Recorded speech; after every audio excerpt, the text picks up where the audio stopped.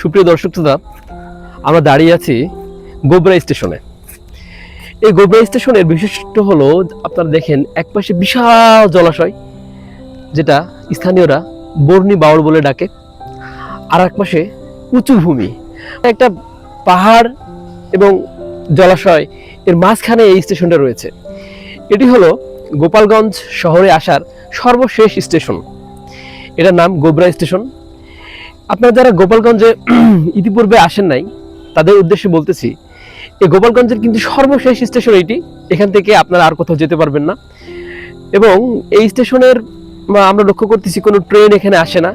একটি মাত্র ট্রেন এখানে আসে, সেটা হলো টুঙ্গিপাড়া এক্সপ্রেস, যেটা রাজশাহী থেকে সরাসরি এই গোপালগঞ্জের উদ্দেশ্যে আসে। এখানে প্রায় জনমানব শূন্য একটি স্টেশন, যে স্টেশনের দুই পাশে শুধুমাত্র প্রকৃতির সৌন্দর্য আমরা লক্ষ্য করতেছি। তো ধন্যবাদ সকলকে। এই গোবরা স্টেশনে যদি কখনো আসেন, তাহলে আপনারা এই প্রাকৃতিক সৌন্দর্য উপলব্ধি করতে পারবেন। ধন্যবাদ সকলকে।